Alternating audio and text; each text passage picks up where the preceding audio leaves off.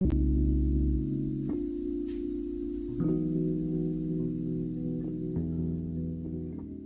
I have your attention, please? We're going to get started.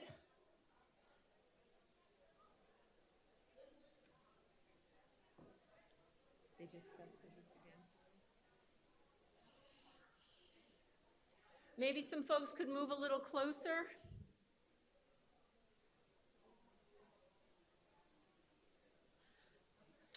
The name of this session is Providing Professional Development 24/7, Restructuring How We Deliver Training, just FYI.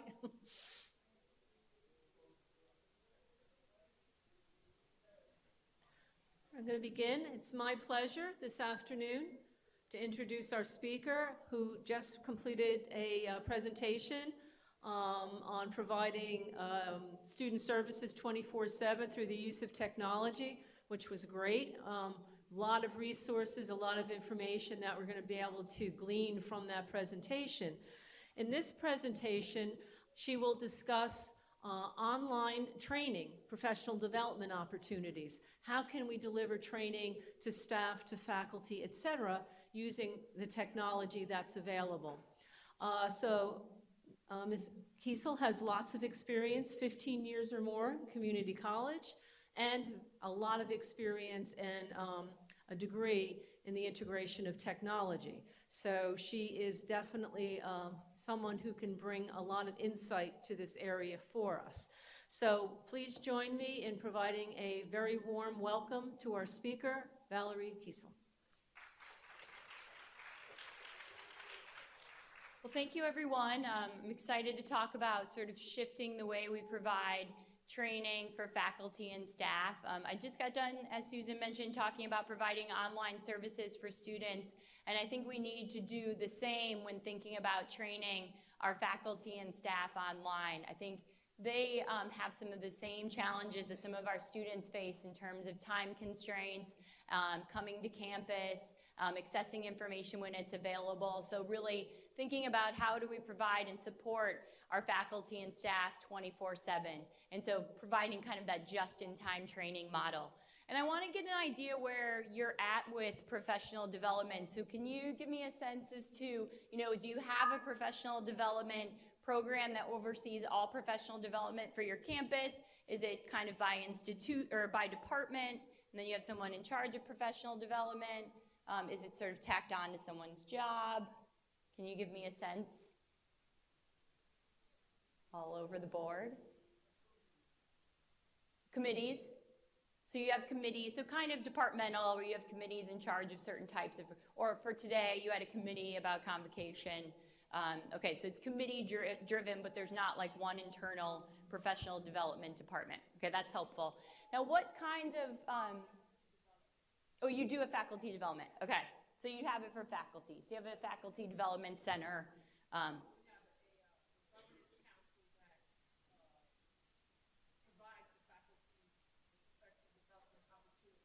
Okay. Just for faculty, got it. Okay, that's helpful. So I want to talk a little bit about kind of how I got to this notion about needing to provide professional development 24/7.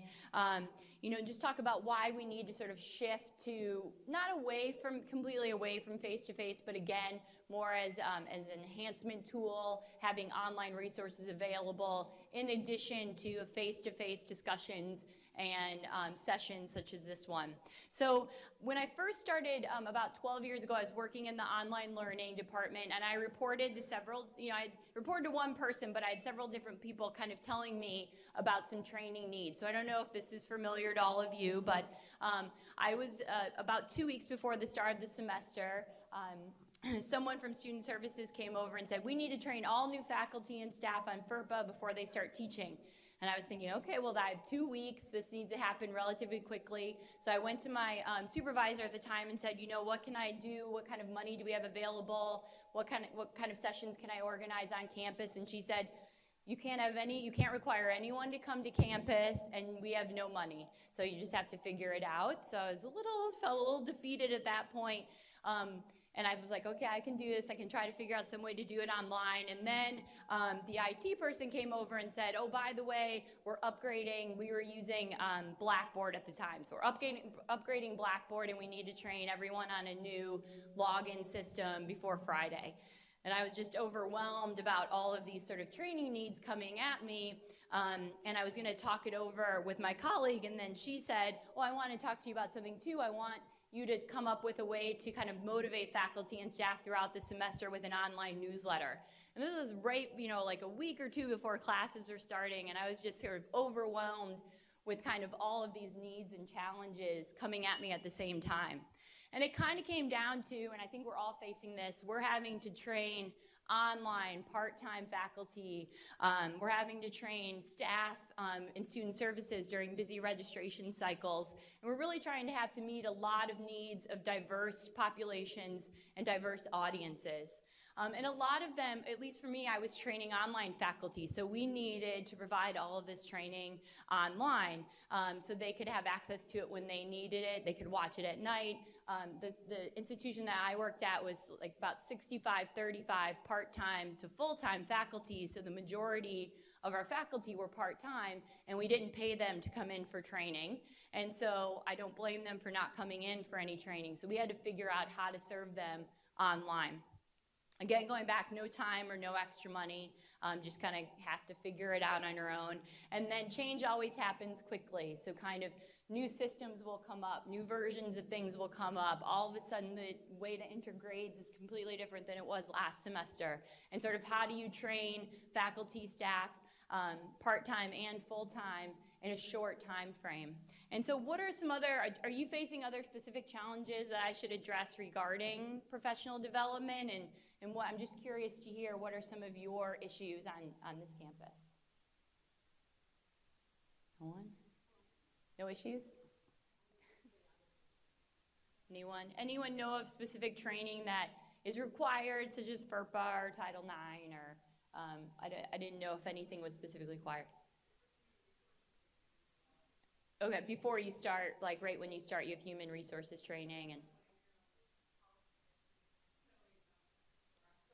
sexual harassment, yeah. Okay, no, that's helpful. I do think that challenge of sort of meeting this, essentially training, and I'll go to the WHO training, kind of your entire campus. So really the groups I'm going to focus on, everything I'm going to mention today could apply to these different groups, full-time faculty, part-time, online, even student employees. We do a lot of training for student employees. So I work at a company where we do online training and have been for about the last 10 years. So we do about 15 to 20 online seminars a month, and more, we're getting more and more requests for student employee training. How do we, make sure students are equipped to deal with other students? But I'll also address sort of administrators and support staff, and I think all of these things that I will talk about can be applied to any of these groups. So really want to go back here for a minute. Kind of all of these issues that I faced when I was working in online learning 12 years ago was, pushed me to online. There was no way I could meet these needs, meet these challenges without moving a lot of our sessions online. I would do a lot of faculty workshops, and I would just always get part-time instructors saying, I can't come to campus during that time. I'm teaching like 6 other places, and I just can't make it. Can you post something online? So I kind of fell back on this issue and said, we need to really ramp up, and I think we can. Everything we're doing on campus in terms of training, we need to make sure that it's offered online. So what am I talking about here? I'm talking about things such as this, Convocation, especially new faculty and staff training. At the institution that I worked at, we had a nightly session for part-time faculty every semester. They were required to come in. I'll talk a little bit about how you can move that to an online environment. And then those required trainings like sexual harassment and FERPA and copyright. And then basic technologies. How do you log in to enter your grades? How do you log into Banner to do something specific for a student advising appointment? So really giving faculty and staff those tools regarding the technology so they don't get stuck. So they don't just say, I didn't know how to log in, so I wasn't able to do it, or they're calling you to figure it out, or you have to have an on-campus meeting just to show them how to log in, when that can easily be translated to an online environment. And then I think you could even go deeper in terms of, departmental meetings or brown bag, kind of the old brown bag lunch sessions where you would talk about possibly a new teaching method or a student success strategy. I think all of these sort of conceptual trainings can be moved to an online environment. So how do we do that? I'm going to talk about sort of the how, the when, the where, the why, the what. We covered a few of those, and the when, just to give you a sense as to kind of how to implement this on your campus. Now, let me know, do you currently offer online training in any way? Anyone? Yes? What do you offer? Oh, customer service, okay. And do you know if it's video format or what kind of format is it in? A webinar? Okay, great. So we'll talk a little bit about outsourcing options and then also doing some of those webinars in-house. Anything related to faculty that's done online? Do you do any sort of, what about for your online instructors? Do they come in for training? They come in for training. Okay. I think as you see your online enrollment continue to grow and having more and more online instructors, most online instructors teach online for a reason, so they like living in that online world, and I think we're going to have to figure out how to make sure they're equipped and ready and training them online. So again, how are we going to do this? For those of you in my last session, I talked about a lot of these ideas applied to student services, and I'm going to go over a lot of them again, but apply them to professional development. So we're going to talk about podcasts and screencasts and web conferencing and Facebook and social networking and online services.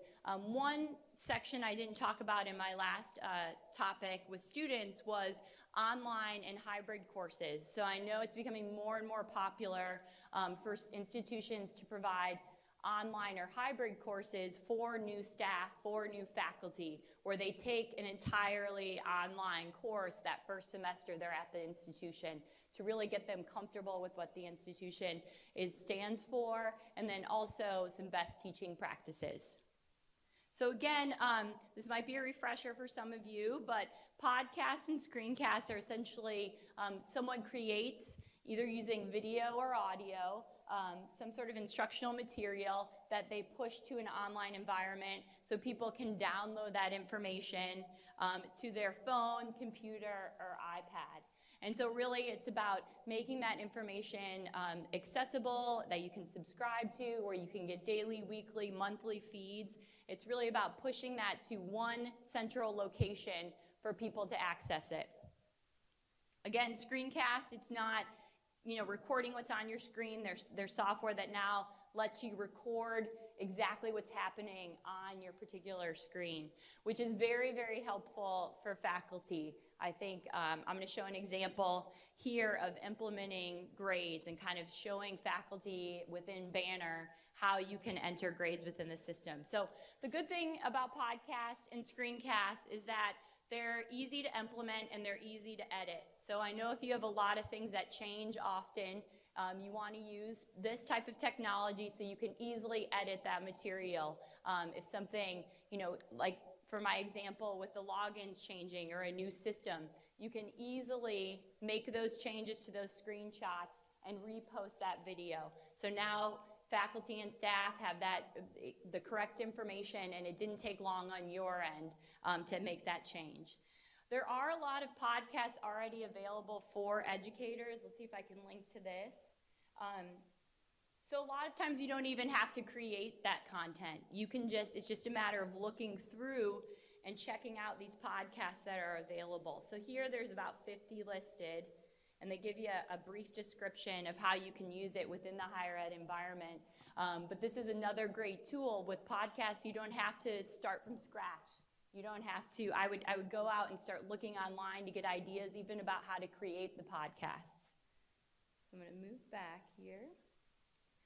Now, uses, we talked about this, the processes, the new technologies, they can also be used for faculty training.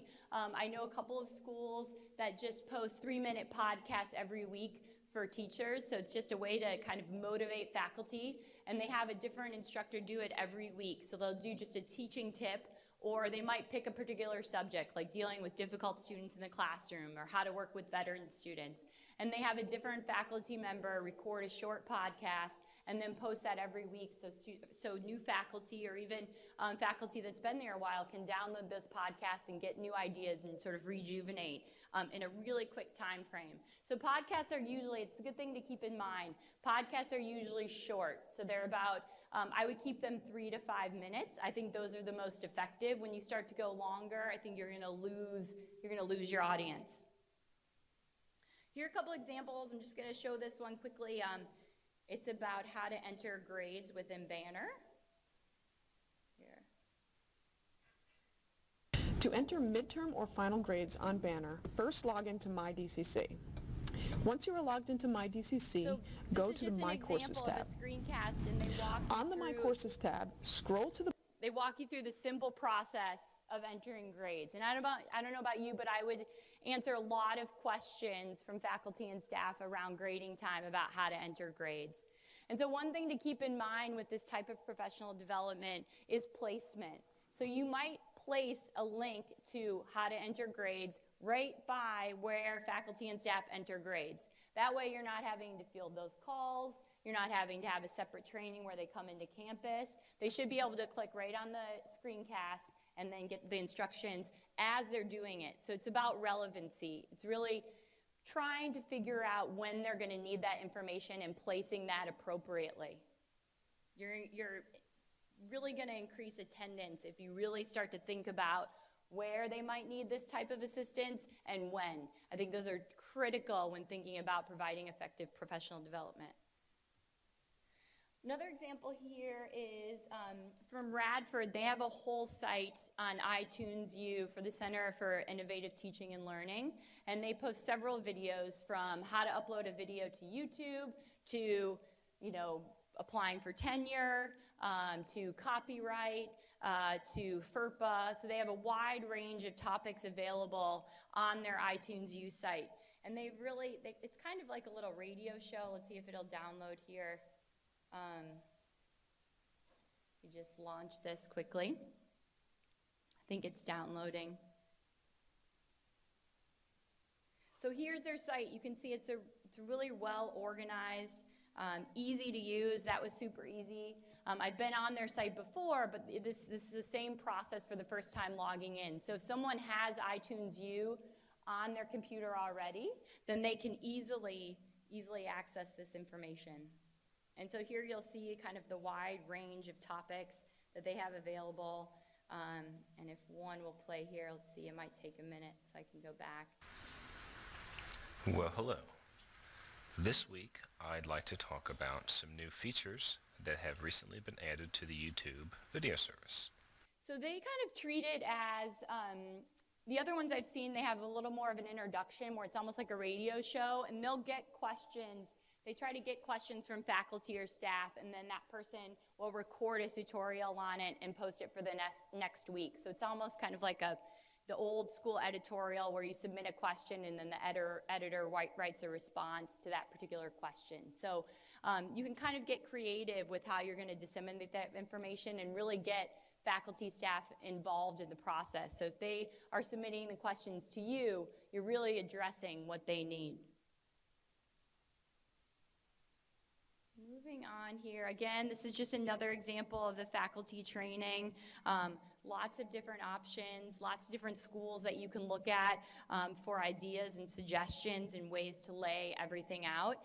This particular school did do sort of that brown bag luncheon idea where they would post a podcast and then they would get together in a face-to-face environment and discuss that particular podcast. So all of this technology can be used in a hybrid format as well. How to get started, I've listed tons of websites here with free information and guides in terms of how to get started and get going on your campus with iTunes U, screencasts. iTunes U isn't the only option for housing screencasts or podcasts. You can simply house them on your website. So if you didn't want to go through the process of setting up an iTunes U site on your campus, you can simply link to those on your website in your professional development area. Again, this is just a podcast showing all the different ways and steps to set it up on your campus. And I don't know, would you be interested in something like iTunes U on your campus? Do you feel like faculty would access it? Is it a challenge with getting them to participate? Just trying to get at some of the challenges that you're particularly facing. Well, I just want to go over a couple of steps, getting started steps. If you are interested in getting this going on your campus, there are a few key things to be aware of. You really want to find someone to coordinate that and then rally the troops. So at the particular institution I worked at where we implemented it, we had a faculty member who was very, very excited about it, got it going. He did get release time to get it going. I think that's critical. If you're going to have faculty get it, start up the session, then you want to give them release time. If you're going to have student services, then you want to relieve them of some of their current duties, or it's just too much work to really make it realistic in terms of implementation. And then getting them sort of grassroots effort to kind of spread that knowledge and say, hey, we have this going, get a few early adopters on board, and then they'll really spread the word. Coordinate with IT. You want to start early with that coordination. You don't want to go through the whole process of implementation and then all of a sudden you get kind of stopped by IT and they say, oh, we can't actually do this on your campus. So start coordinating with them early, and then just start small and plan ahead. I mean, the key with any type of technology is to build a lot of content and to constantly be updating it. You don't want to post something even once a week. I would say, especially with something short, I would say you want to have frequent 2 to 3 times a week postings. You just want to make sure it's fresh and relevant so people keep logging in and keep subscribing to that podcast. So moving on to web conferencing, there's a couple different ways you can do web conferencing. Some of you mentioned that you have webinars. Now, do you know if those customer service webinars are done in-house or outsourced? Outsourced. Okay. So I think there's 2 things to think about with web conferencing. You want to think about doing it, option 1 would be to do it in-house. And does anyone know if you do have some sort of web conferencing system available on campus like WebEx or something built into your online learning department? So you can use that type of technology to deliver in-house training. Now the things to consider about delivering in-house training are, do you have the necessary experts on campus to deliver that information? And you may or may not, but that's just something to sort of decide, should I do in-house or out-house in terms of web conferencing. And then the second option is to do the outsourcing option. So just to give you an idea of what webinars we provide, I'll show you our upcoming calendar. And there are tons of companies that do online professional development that you can choose from. But just to give you kind of a range, we are also doing a Title IX training, strategies for maintaining a robust student ambassador program. We have trainings ranging from student services to student employees to faculty. So a lot of outsourcing options are available when looking at providing some sort of online professional development. And we allow you to have the recording for 1 year. A lot of companies also allow you to post the recording. So you can have that information available 24/7 for your faculty, staff, or student employees. Moving back here, a couple things to think about in terms of, do I do web conferencing in-house or do we use an outsourced company? And again, you want to think about, do you have the professional expertise in-house? Is it going to be well received from that person in-house? Sometimes you do need to go out to get a different perspective on a certain topic. You'll know your audience better than anyone else, knowing whether you can do that with someone on campus or you need to go outside. And then if you do decide to do it in-house, it is going to require extra time, extra resources, extra staffing. The outsource option is pretty turnkey.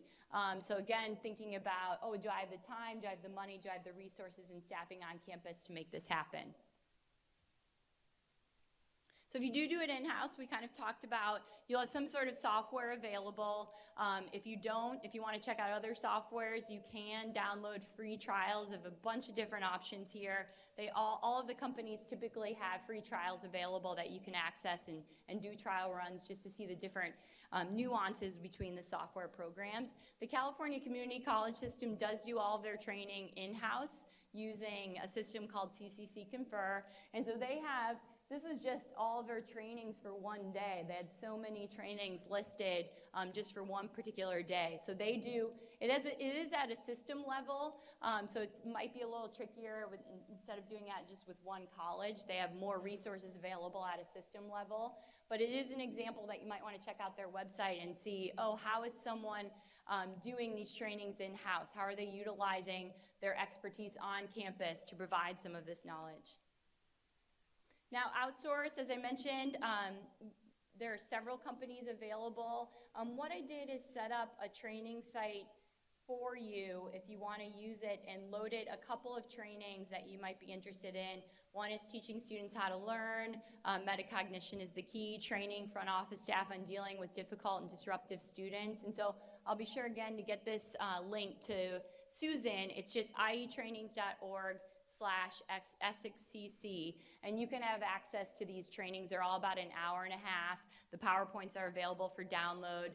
The training front office staff might be particularly helpful at the beginning of the semester, but I listed about 7 or 8, so you could kind of get a feel for, what outsourcing options are available and what they look like.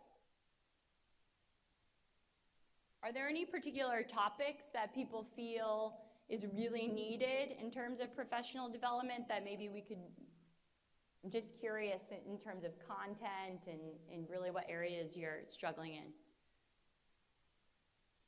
Okay. Well, I'll move on here.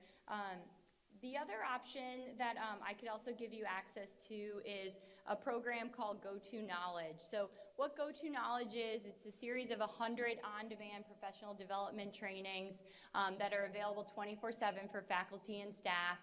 And we worked with a community college in California to really develop this based on the needs. And some of their needs that they said were they needed everything to be tracked. So I think a big issue with professional development, and particularly online professional development, is tracking the usage of that service. How do you know when faculty logged in? How do you know when staff logged in? How long were they on the training? In which trainings were they watching? So there's tracking built into this particular system, so you get a monthly report that shows you who watched what and for how long. And then another key element was certification. Do you provide payment for professional development? No. So some institutions do provide extra stipends if they take certain trainings, and they can add certificates to their portfolio. And so after each one of these trainings, there's an option for you to type in your name, and you can print a certificate of completion showing you watched this particular professional development webinar on this subject, the date, how long you were on it. So those were some of the key elements. So again, we can provide you with that access code, and you can post it to your website and see if your faculty and staff would be interested in checking out any of these resources. Another thing is we are offering a free online conference. So in October, we're partnering with the school to offer a 2-day completely free online conference where we'll have breakout sessions, keynote speakers, and a lot of leading, cutting-edge technology speakers from Silicon Valley. So we're partnering with a particular school that's right across the road from Stanford, and they have access to just a wealth of information regarding educational technology. So be on the lookout for that. I will send more information about the date, but you can log in from your home or office and have access to all of these great workshops for free. A couple of things, again, we kind of talked about these, but determining your training needs. I think the first step in providing quality professional development is possibly doing a survey with your faculty and staff. You may think you know what they want, but it's key to get their feedback. And so possibly sending them an online survey and really getting a good idea what their training needs are. You can do a checkbox, you can give them some ideas, but you'll get a sense as to what the needs are out there. And then deciding, oh, should this be in-house or outsourced? And what do I have on campus in terms of resources to make this happen? And then market. So from what I've heard from a lot of different schools is that marketing and participation is one of the biggest challenges is getting people actually to participate in professional development. Do you find that that's common here? Or is it more of just offering it? You're struggling with sort of the offering end. Offering. Okay.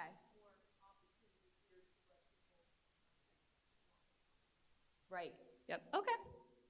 I mean, that's great. If you provide it and they will come, I mean, that's a huge step. I think that's key. I think a lot of schools have the flip side problem. So if it's just a matter of you creating that training and having more options available for faculty and staff, then I think you can easily do that. And the market is definitely harder to figure out how to make that work. The next thing I want to talk about is videos. And so again, there are a lot of benefits to videos. There are a lot of free videos already available online. There are a lot of schools that have sessions similar to this and film them and then post them to YouTube. And I want to show you a couple examples of that. A couple other benefits of video are, closed captioning. A lot of YouTube has a built-in closed captioning feature.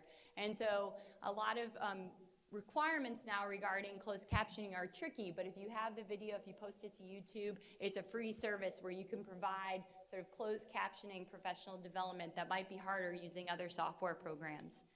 So let me show you an example here of a speaker that we work with, and I found to help you understand. So I don't know if you're all familiar with Dr. Sandra McGuire. She's a major professional development speaker on teaching critical thinking. And she did a particular talk at a school, and they posted it online. And she actually has, I can't believe she has 93,000 views for this particular video. But she has all of these sessions available just for free. It's 11 sessions. She did an entire workshop series with them. And this is something that you could easily post to your faculty and staff. And just great, she's a great speaker, and you wouldn't have to pay to bring her to campus, and faculty and staff can watch it anytime, anywhere. So really it's about going out to YouTube and kind of vetting these resources, spending some time looking through, making sure this would be relevant, and then posting it at critical times throughout the semester for your faculty and staff. I've listed some other examples here. Of course, TED. We also vetted several videos already, and if you go to this weekly innovation site, if it's coming up, you'll see a bunch of videos already listed that we already vetted. There's 37 pages of videos that we thought would be helpful for faculty and staff. So that might be a good place to start, to say, hey, let's look at these videos and see what might be useful for our particular needs. And I also want to show you a quick 2-minute video. So just recently, we started a project called 2-Minute Takeaways, and we sent, this was about 2 years ago, before everyone's phone was able to handle video. We sent flip cameras to about 20 of our most popular webinar speakers, and we gave them 20 questions, and we said, can you answer these questions in 2 minutes or less? And then they sent back the videos. And so what we did was then edit those videos and post them to a website. And so I'll play you just an example of how do you train faculty and staff on FERPA. But we have about 250 of these videos on our YouTube site, and we'll be adding to those every week. I think it's coming.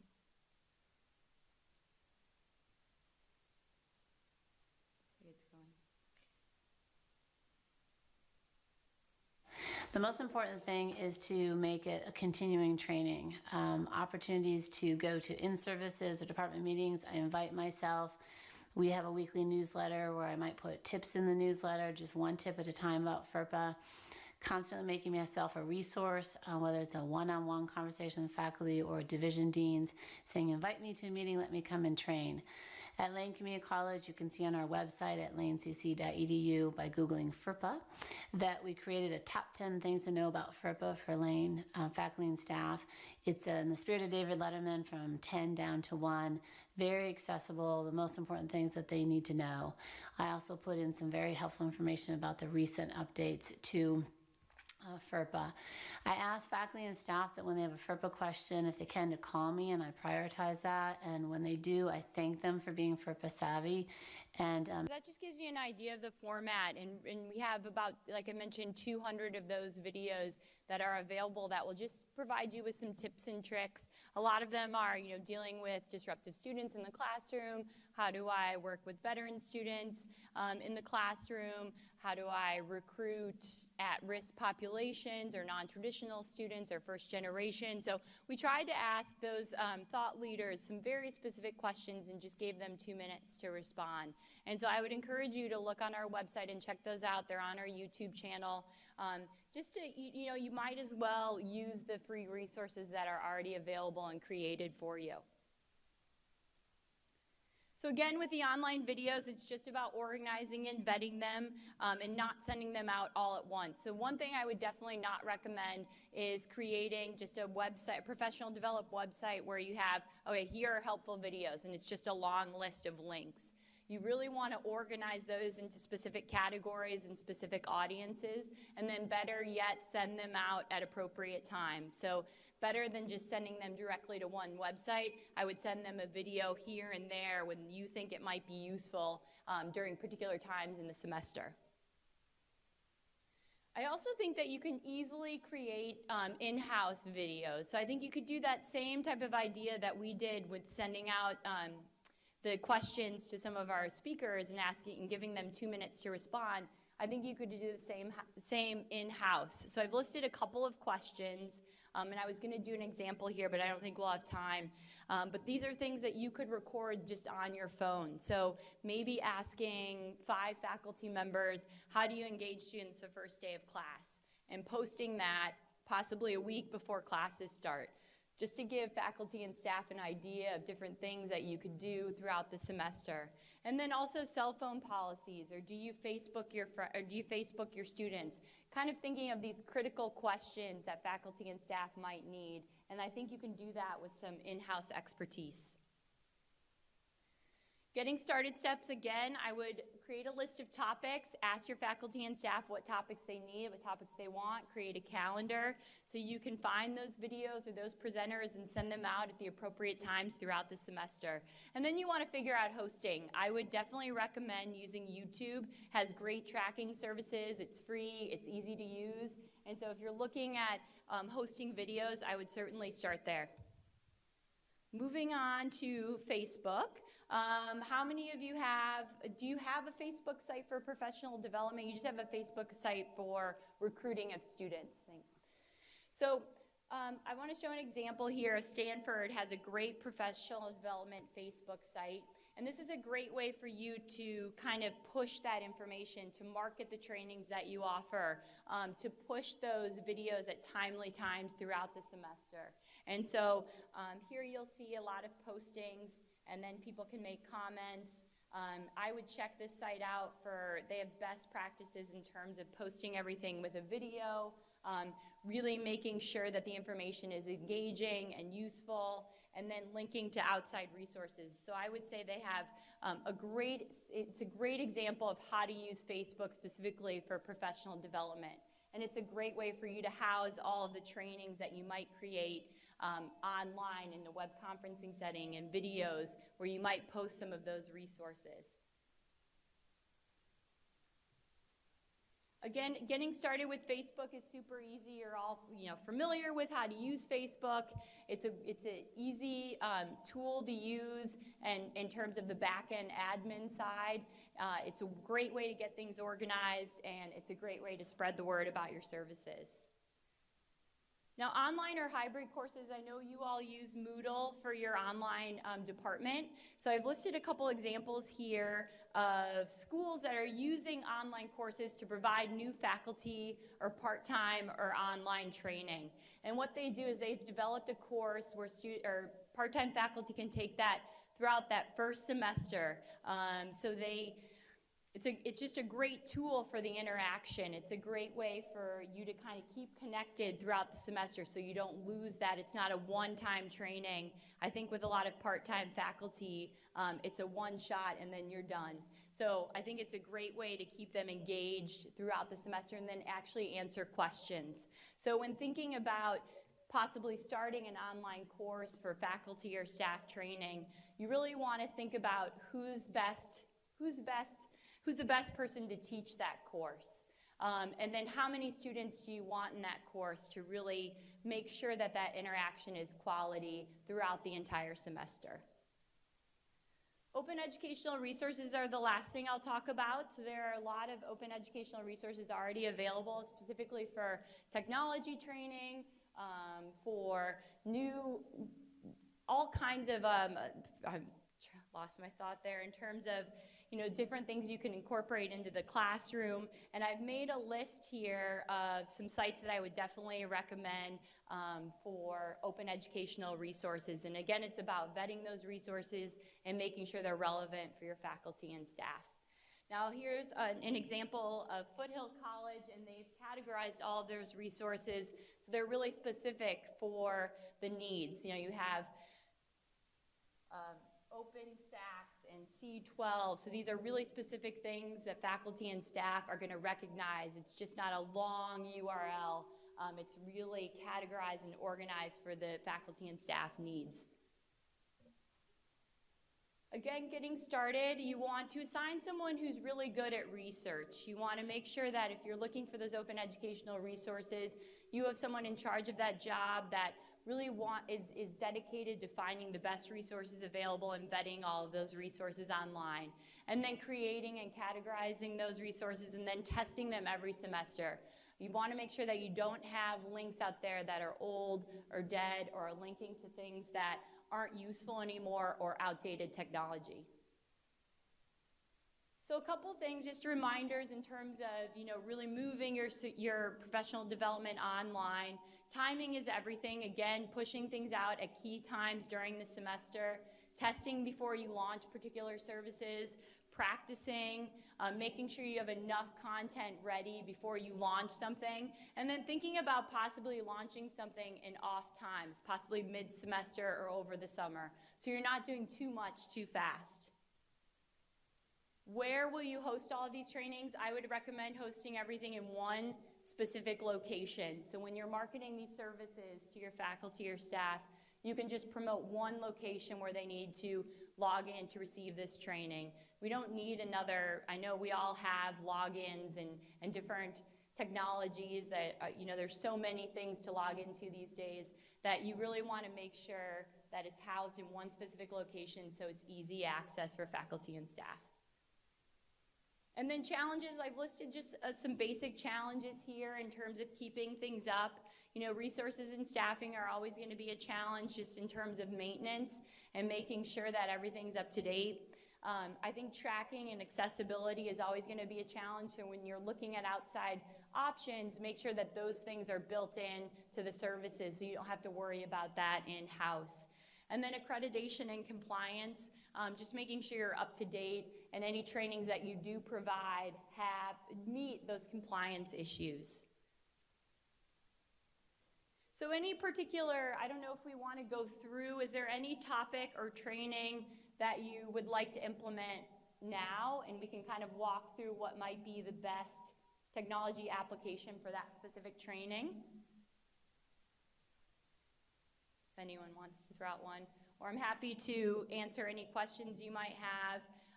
If you have any questions or comments, you can always contact me after the fact. My email is val@ieinfo.org. I'm happy to answer any questions you might have about developing things in-house or running a web conference, and I'll make sure to provide you with those resources. Mm-hmm.